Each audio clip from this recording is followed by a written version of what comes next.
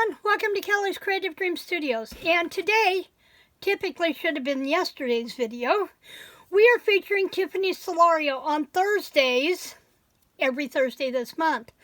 But because I got a day behind, and I wanted to show you this technique, we are going to make our pull tab pocket using this technique from Tiffany, using Lindy's Magicals. Now, if you've got the older shakers or you've got the ones in these, you can also use Brushos or the Ken Oliver's bursts. Any of those will work for this.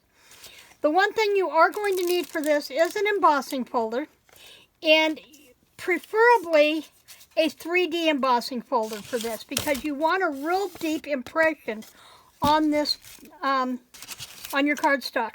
Now, I use the 3D Texture Fade Minis from Tim Holtz. This one is, I hate that he doesn't give them names, they're just numbers. But I use 665636 for this one. And a couple others you'll see that I've used this one, Time Worn Type from Stampin' Up. And we're going to use this one from Ornate Floral from Stampin' Up. But it needs to be the 3D embossing folder or a texture fade embossing folder, because you need that extra depth, and you'll see why in a minute. Now, there are two ways you can work with Lindy's Magicals. You can put them on your dry cardstock and then hit them with water, or you can wet your cardstock first and then put the Magicals down. So let's start this one by wetting it. And I'm in my spray box here because you don't want to go everywhere on your desk. And I'll tell you another tip here when we do the reverse. So I've got this pretty saturated. Give it good wet, and if you've got the shaker, you're just going to pop it open and sprinkle some on your paper, okay? This particular one is Alpine Ice Rose, and it's a very nice pink. And then we're going to come back with Rudolph's Nose Red, and a fan brush in the powders, and you're just going to dip into your receptacle with your brush, and it doesn't take much. You're going to get a lot of coverage with these. I'm going to put some on that side. Tap that off, make some extra, and you can already see it starting to run. See how it's busted up? Now let's hit it with some more. Yes, we have blues in there because you have blues in red, believe it or not. You don't remember that from your art class. And you can always go back if you don't like the little blues and you want to spread them out a little bit. Go back in with your finger.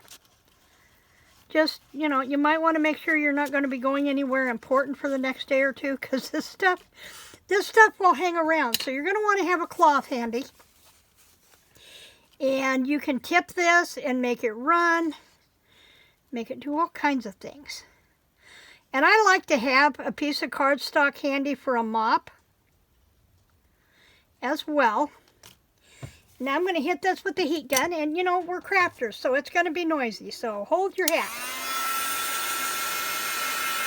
And we're just going to give this a dry. If you've got any places you think are a little too heavy with your water, just come back in with your mop rag and give them a tap. Not a problem, because you know what that mop rag's going to be good for? Another project. Okay? And you want this good and dry. Now I have another one down here that's dry that I want to show you, because you want to make sure on this step that you get this really dry before you move to the next step. So I'm going to let that one sit aside and finish drying. And here's one, move that without knocking you off the floor. Here's one that I did earlier using one of the Stampin' Up folders. And you're going to want a stamping block, or a piece of sandpaper, an emery block. Tim Holtz has the new sanding discs for his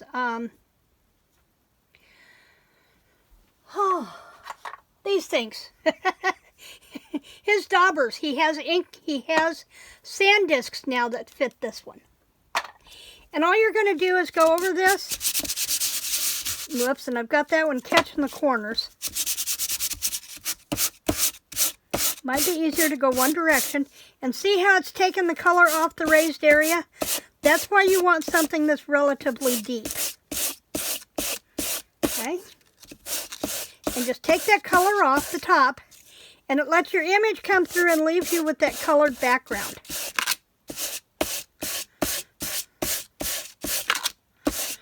But I do suggest going in one direction. As you see, trying to go back and forth was not a good idea.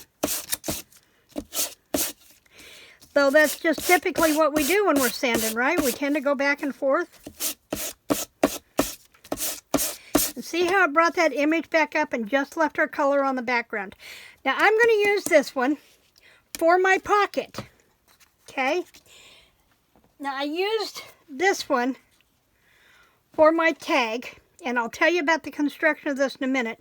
But I want to make sure that my base for my pocket is large enough to hold my tag. So I'm just going to lay it down there and eyeball it. And then we're going to want to come down. This one will come down pretty even, so we're going to come down just below that hole. Okay, and now we have a scrap for something else. And you could even use this. Cut this off to shape and use this for your pull tab for your tag. Now I have this. And that's going to give me just enough room to glue around. And what I'm going to do, because I don't know where this is going to go in a journal yet, I'm going to cut a piece of cardstock to go on the back. And this one I think I'm just going to go ahead and glue it down. What did I do with my glue? And I'm going to go around on all four edges. Now, when you are working with embossed images, you do not want to use your double-sided tape. You want to use glue because you need that glue to get down into the recesses of your embossing fold, of your embossed image. Okay? So I'm going to flip this over. This is a square corner, so I'm going to put it over here. Give that a minute to dry. Okay, and then I can come back. The trick is, once you've done this with the inks, you might need to go wash your hands first, or hit them with a baby wipe, or your hand sanitizer. Will help keep the color from transferring to everything that you're working with.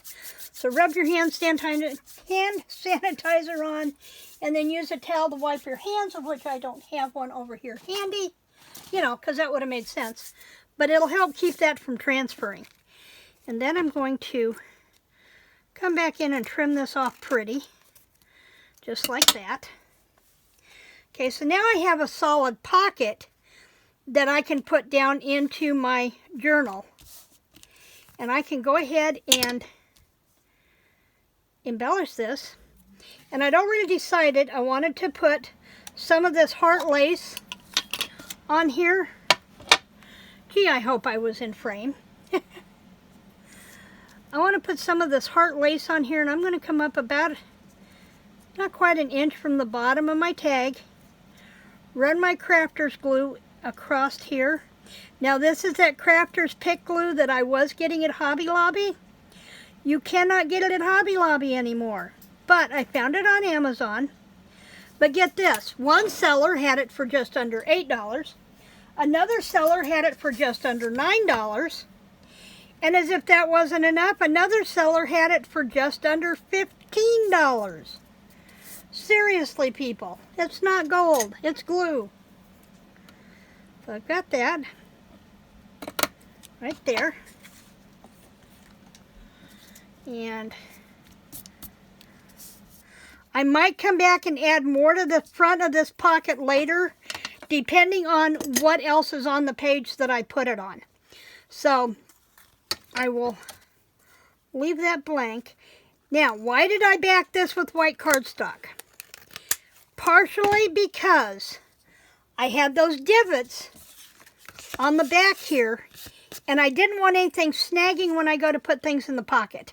I wanted a nice smooth surface on the back so that my tag will slide in and out without any problems, okay? Just like that. And now it's ready to go into my journal. Now I'm going to show you a couple other things with the magicals here really quick. Because I remember I said that we could do this with the magical by hitting the cardstock and getting it wet first. Well, now let's take this one. This is the one that I used for the other one. We're using the same. I used the same embossing folder, but instead of wetting it this time, I'm going to put the magicals down first. And I'm just going to sprinkle, and I'm going to hold this up here so I can see where I'm going. I'm just going to sprinkle a little bit. I will say the tubes are a little harder to make sure you get them closed. I do like using the fan brush and dipping it in there.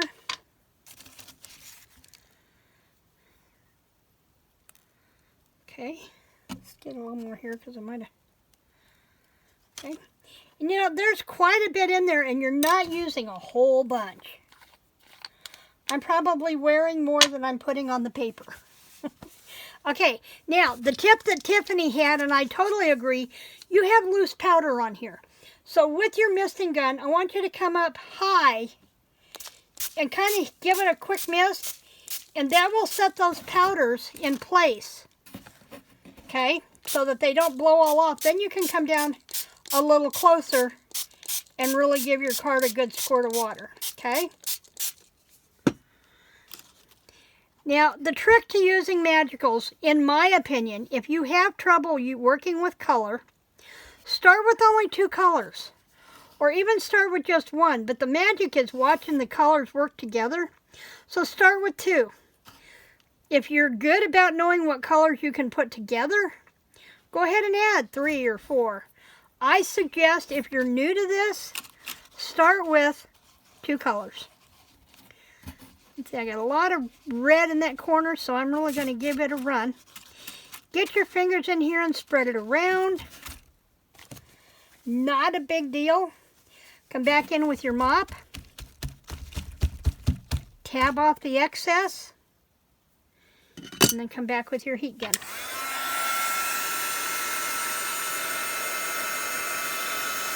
Magicals are grown-up watercolors. And they are so much fun to play with. You don't know, and no 2 are going to come out the same. I could have done the exact same procedure with this piece that I did with the first one. And they would not have come out the same because the colors are all going to react differently because you're not going to put them down in the exact same spot. It's just not going to happen. I'll give this a quick dry. Okay. Now I do have a couple over here that I did earlier. And see, this is still pretty wet. So I'm going to move this one off to the side. Move my box. Slide it underneath my table. And I probably just put magicals across my face. Brushing my hair out of my face. If you like inky and painty fingers and getting icky, this is a perfect medium to play with. Now, I had that string out of here. I had talked about this wax that I got at Hobby Lobby the other day. Remember, this is the Dorland's wax medium. If I was to hit this again with water, and let me hit it in a wet space, magicals are going to react again, and it's going to spread some more. And you don't want it to come off. So I'm going to come in here and try and find a relatively clean finger, and it just takes a little bit on here to put on, and then I'm going to find a corner on this that's not all icky and just buff that in there, and that's going to help seal that so that when you hit it with, if it gets wet for some reason, it's not going to run again. So we have a pocket with a pull tab, and it's going to go in my journal somewhere. And I really think this needs some more bling. What do you think? Let's put a couple of dots of glue. In fact, I'm going to use my Cosmic Shimmer because I have this texture on here. So let's use the Cosmic Shimmer glue. And because that tab comes over here, let's put 3 dots of glue right here and run 3 of those embellishments. Where's my Tim Holtz picky tool at? Here it is. And I'm going to run 3 of these right down the side. There's one. There's a couple. There's 3 different sizes of hearts on this sheet that I got from Dollar Tree. I don't know, last year, year before last. I've had them a while. Slide that down and let that sit and dry. And that is really all we need to do for our pocket and our pull tab. Now the tab here, I used my whale tail punch. And I punched it from one of the other papers that I had done. This one I did more of the pinks and less reds. So I got a totally different color tone than from the tag. So I had contrast.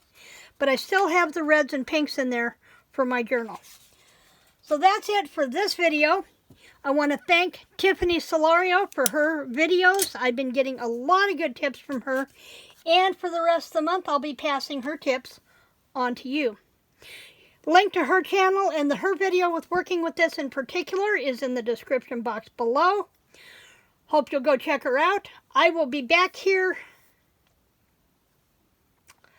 I'm not sure, one day next week. I'm not sure. I'm going to try and be back for Make It Mail It Monday, but I just really need some downtime this weekend. With Bob gone, I really need a couple of days to really just work on the studio, finish up some projects. Who knows?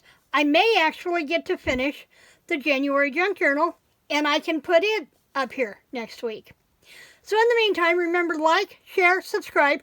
Leave me a comment down below. Have you played with magicals, or are you totally new to them? Because remember, we can always find magicals at Spectrum Art Creations, and I'll link their channel down below as well. Remember, we have sale tomorrow at Spectrum Art. I'll leave that information in the description box. Come join us. We have lots of fun. Thanks for joining me in the studio today. Creative blessings.